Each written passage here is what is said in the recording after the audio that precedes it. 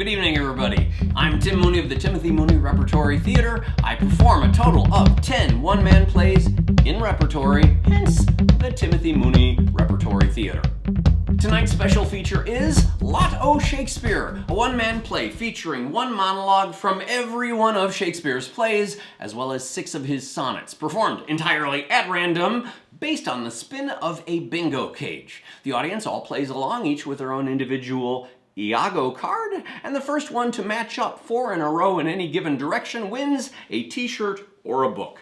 There's no one video that captures the wide range of monologues that might actually come up, but I did manage to put together a collection of one favorite line from each of the 44 monologues I have available, performed at a wide range of venues. Given the vast differences from one to the next, the quality of the video and lighting varies wildly. I'm watching this video along with you, so feel free to ask questions on the chat below or check in with me back at my virtual booth after the show. And now, one quick clip from every Shakespeare play drawn from O Shakespeare. To be or not to be? That is the question. It is merely a lust of the blood and a permission of the will. Come, be a man, drown thyself. Drown cats and blind puppies. When I said I would die a bachelor, I never did think I should live till I were married. I do mean to make love to Ford's wife.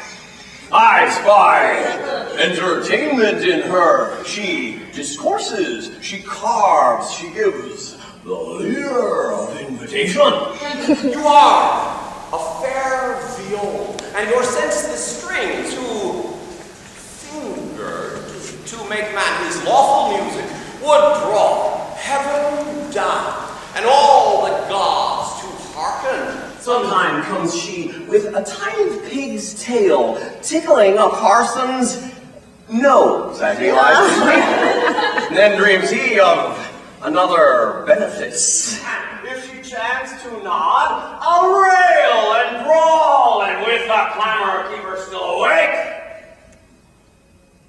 This is the way to kill a wife with kindness. For that vile fault, 2 of her brothers were condemned to death. My hand cut off and made a merry jest. Both her sweet hands, her tongue, and that more dear than hands or tongue, her spotless chastity. You constrain and force. It's against the rule of nature to speak on the part of virginity is to accuse your mothers,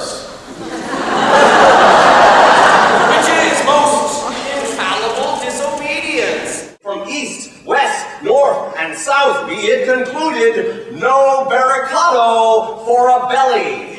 It will let in and out the enemy with bag and baggage. Oh no, it is an ever-fixed mark, which looks on tempests and is never shaken. It is the star to every wandering bar, whose worth's unknown, although his height be taken. And so, I lie with her. And she, with may age, cannot wither her, nor custom stale her infinite variety. Other women cloy the appetites they feed, but she makes hungry where she most satisfies.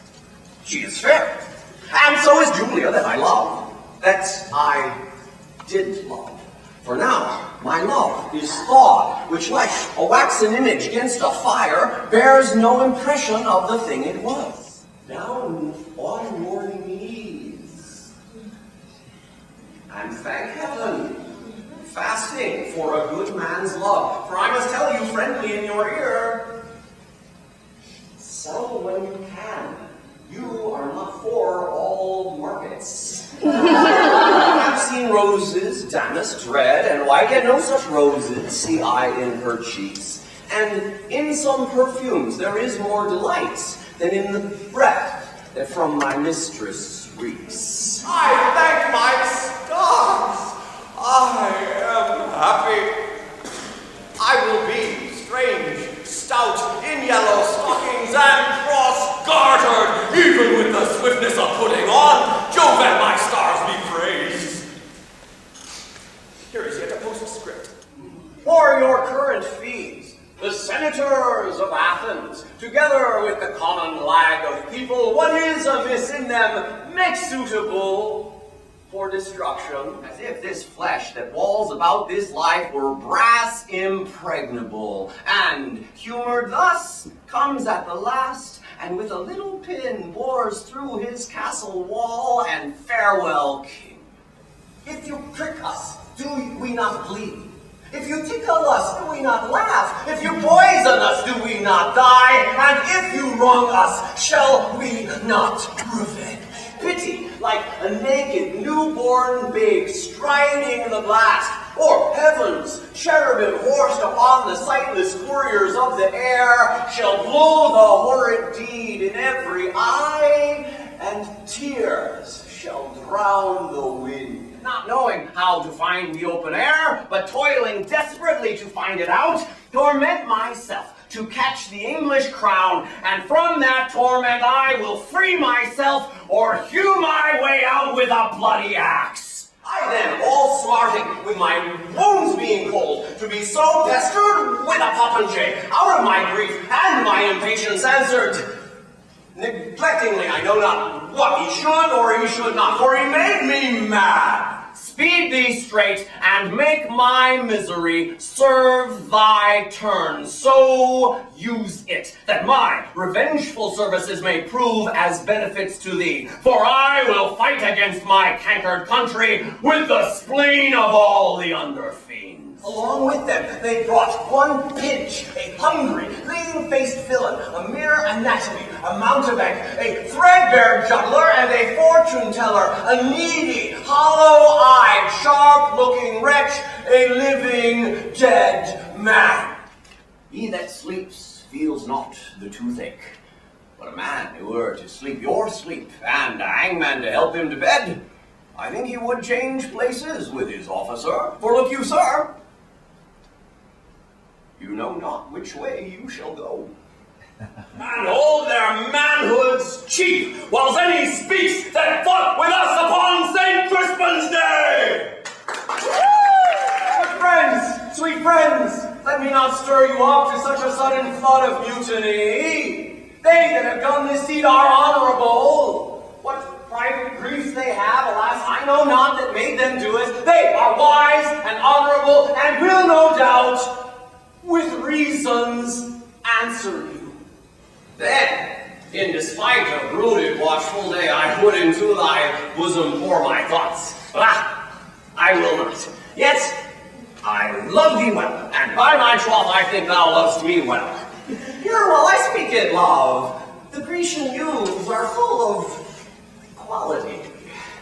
They're loving, well composed, with gifts of nature. In these thoughts myself almost despising, haply I think on thee, and then my state, like to the lark at break of day arising from sullen earth, sings hymns at heaven's gate. If thou wilt leave me, do not leave me last, when other petty griefs have done their spite, but in the onset come, deem thy brother, by yielding up thy body to my will, or else he must not only die the death, but thy unkindness shall his death draw out to lingering sufferance. Would I had known no more, but she must die. She must, the saints must have her, yet a virgin. Suggestion are to other as to me, but I believe, although I seem so loath, I am the last that will last keep his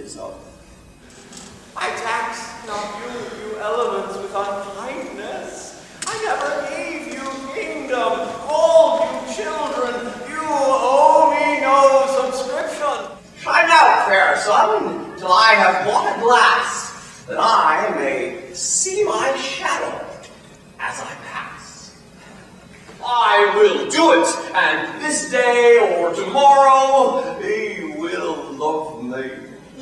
The great globe itself and all that it inherits shall dissolve, and, like this insubstantial pageant faded, leave not a wreck behind. But were some child of yours alive that time, you should live twice, in it and in my rhyme.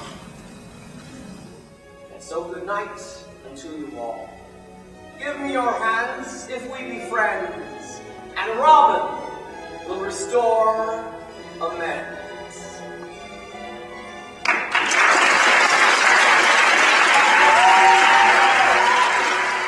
Thanks, everybody. And here's a quick taste of our close-up Zoom shows with 2 quick clips from King Lear and Sonnet number 17. Shakespeare puts the sounds of that storm into the very vowels and consonants that he gives the actor to speak. Blow, winds, and crack your cheeks. Rage, blow, you cataracts and hurricanos. Spout till you have drenched our steeples, drowned the cocks. You sulphurous and thought-executing fires, faunt couriers to oak-cleaving thunderbolts. Singe my white head. And thou, all shaking thunder, smite flat the thick rotundity of the world. Crack nature's molds, all Germans spill at once that make ingrateful man. Rumble thy belly full, spit fire, spout rain, nor rain, wind, thunder, fire are my daughters.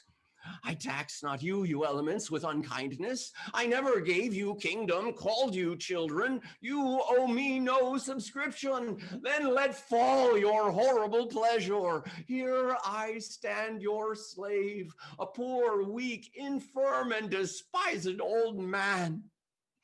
But yet I call you servile ministers that have with 2 pernicious daughters joined your high engendered battles gainst a head so old and white as this. Oh, 'tis foul. Who will believe my verse in time to come, if it were filled with your most high deserts, when yet heaven knows it is but as a tomb, which hides your life and shows not half your parts? If I could write the beauty of your eyes, and in fresh numbers number all your graces, the age would come to say this poet lies. Such heavenly touches ne'er touched earthly faces. So should my papers, yellowed with their age, be scorned like old men of less truth than tongue, and thy true rights be termed a poet's rage and stretched meter of an antique song. But were some child of yours alive that time, you would live twice in it and in my rhyme. You can book Lotto Shakespeare for 1 hour or up to 90 minutes. It's all drawn from 2 hours worth of monologues, all tucked away somewhere up in my head. There's lots more available back at my virtual booth and at my website, timmooneyRep.com. At that booth, you'll find replays available of my first 2 15-minute showcases, Breakneck Hamlet and Breakneck Julius Caesar. Tomorrow, I'll be sharing the greatest speech of all time, actual historical speeches from Socrates on down through Martin Luther King. Sunday, it's Man Cave, a one-man sci-fi climate change tragic comedy. And on Monday, I'm doing a 6:45 preview of Moliere Then Thou, in honor of Moliere's 399th birthday, in advance of a full performance at 9 p.m. Of course, these are all available for replay after their individual performances. Thanks for joining me. See you back at the booth.